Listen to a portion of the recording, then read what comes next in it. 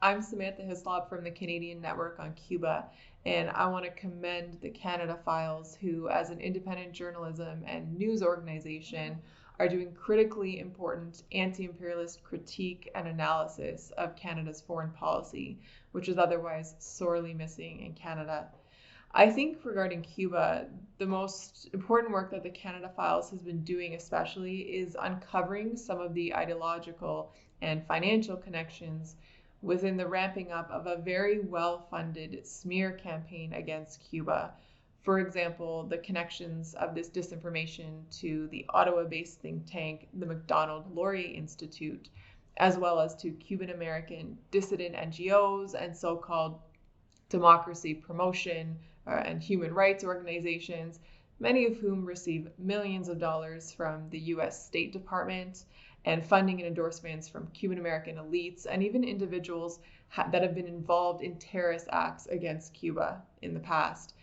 So some of whom are now running these campaigns in Canada to feed the mainstream media with these lies about Cuba, which then go printed and repeated verbatim and completely unchecked. The Canada Files has published multiple articles on Cuba, but one important one last year was their investigation into the Archipelago Facebook group and Junior Garcia, who were trying to orchestrate a second phase of riots in Cuba in November 2021. So that's after the violent riots that took place in July of 2021, which were coordinated and promoted vigorously from outside of Cuba.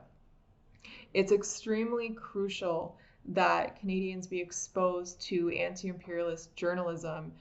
like the work that the Canada Files is doing to counter these harmful lies and propaganda which have been used against people in the global south for decades. And so that people here can start to see through the mainstream media narratives that are used to create and disseminate these false portrayals of other countries that dare to exercise their basic human rights to sovereignty and self-determination. So I strongly encourage everyone in Canada to start reading the work by the Canada Files and to support them, whether by sharing their work widely with friends and family and so on, or making a financial contribution to the Canada Files to help them continue doing this essential work so that we can push back against Western imperialism and our country's serious human rights violations.